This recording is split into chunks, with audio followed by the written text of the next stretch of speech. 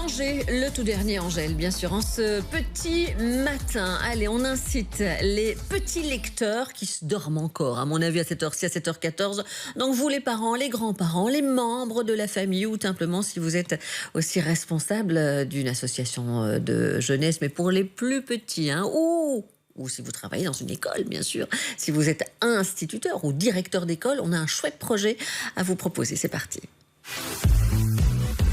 Dans cette séquence, en effet, Instant Bien-être, les histoires du soir pour Tétart. Je reçois Louise Depeut, qui il y a quelques mois a créé quoi.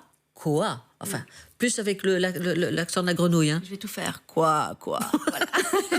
C'est une onomatopée, en effet. Bon, on parle de Tétart, on parle de grenouille. Hein. Voilà. Quoi. Histoire du soir pour Tétart, c'est un abonnement. Oui. Un abonnement que vous avez mis sur pied à des histoires en série pour enfants. On s'adresse à quel âge, Louise? Alors, pour le moment, pour les 4-8 ans, une tranche d'âge, les 4-5 et les 6-8. Et je suis en train d'écrire les 9-10. D'accord, c'est en cours d'écriture. Ça veut dire que vous écrivez les textes. Tout à fait. Et j'ai des super illustratrices namuroises. Il y a Charlotte de Lasca Studio et Adèle Peirce qui font un travail formidable.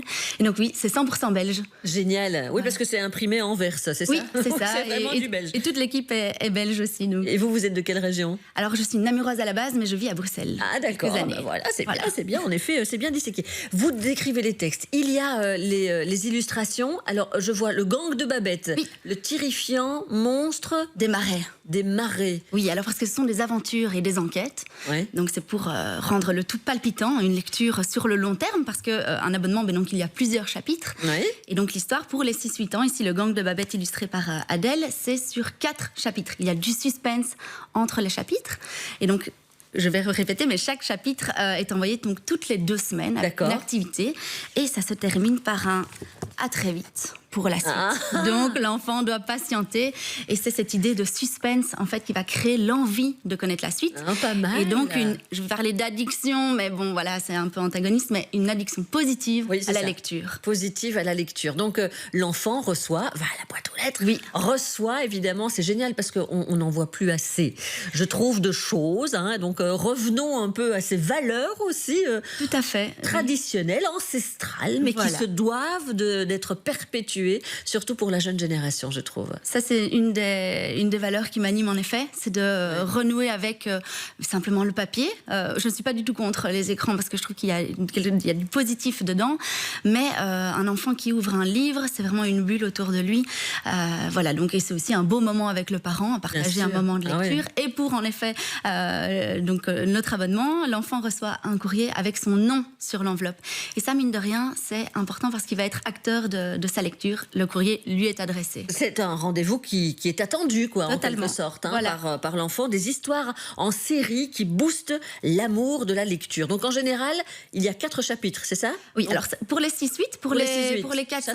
Ça sera plus long. Non, ça c'est plus petit alors. Oui, c'est plus petit parce que les 4-5, voilà, tenir sur le long terme, on va quand même pas être cruel. Hein, donc là, il y a 2 chapitres qui correspondent à 1 mois d'abonnement et pour les plus grands, c'est 2 mois. Mais donc, il y a plein d'histoires et on s'abonne autant de temps qu'on veut. Et on rend la lecture additive. Voilà, c'est ça. Mais vous avez raison de le dire. Voilà, c'est une façon de ne pas, bien entendu, mettre les écrans tout à fait de côté, mais de temps en temps, c'est bien aussi. L'un n'empêche pas l'autre. Voilà, et je pense que le retour à la lecture, de toute façon, on incite évidemment les lectures. Ça s'adresse donc aux parents, au privé, on va dire, mais côté scolaire aussi. Je suppose que c'est aussi un projet qui peut intéresser pas mal. Oui, parce que voilà, ça peut être une lecture en classe attendue aussi. Voilà, le courrier arrive pour une classe et on prend un moment de lecture tous les 15 jours avec son institutrice. Moi, j'organise des ateliers de lecture aussi. Il y en a un ce mardi 25 à Fernelmont pour ceux qui sont intéressés. Oui. Il y en a 2, un pour les 4-5, un pour les 6-8. Génial. Avec une discussion après. On discute, oui, toi, comment est-ce que tu aurais fait parce que voilà, il y a toutes des aventures que des animaux. Donc, l'identification est plus facile pour l'enfant. C'est où à Fernelmont? C'est à la petite école d'Ambrenne, c'est la plus petite école de Belgique. Enfin, maintenant, elle n'est plus une école, mais elle l'a été. Et c'est un point de lecture maintenant. Donc, c'est mon village natal. D'accord. Ils me suivent beaucoup, donc ça, c'est vraiment chouette. Génial. Comment on fait pour justement se renseigner sur votre concept ici, Coa Coa? On retient justement Coa Coa, donc COA, et c'est le coacoa.be. Tout est indiqué. Vous avez aussi notre tête, parce que je vois qu'à l'écran, c'est ma tête, mais il y a toute l'équipe qui est présentée. Il y a Olivier qui est mon cofondateur.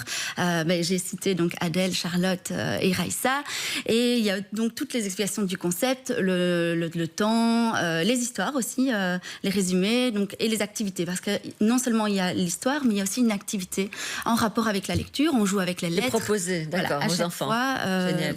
Donc ça...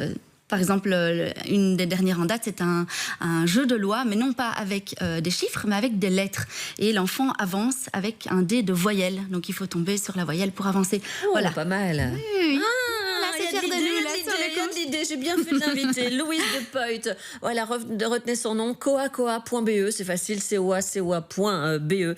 Elle est aussi sur Instagram, voilà, je pense qu'on peut la trouver partout. On est partout. Voilà, tout à fait. Le projet qui encourage les petits lecteurs. Eh bien, merci, bravo, c'est du belge. Et on avait vraiment envie d'en parler. Merci Louise. Merci beaucoup à vous. Allez, nous serons en Brabant Wallon, nous serons en province de Luxembourg pour parler des projets Halloween, parce que ça aussi, bien entendu, c'est une actualité qui met en joie les petits comme les grands et les organisateurs aussi. Il y a plus en plus de choses qui sont créées, qui sont mises sur pied. Il y a des décorations aussi un peu partout dans les villages, dans les maisons. Et pourquoi pas, si ça met en joie, on accepte évidemment ce projet. Donc on aura l'occasion de vous en parler. Si vous organisez aussi une activité Halloween ou autre, bien entendu, quelle qu'elle soit, faites-le nous savoir par SMS, oui, 3063, ou par email, viva-weekend@rtbf.be. Il est 7h21. Viva Weekend continue tout de suite.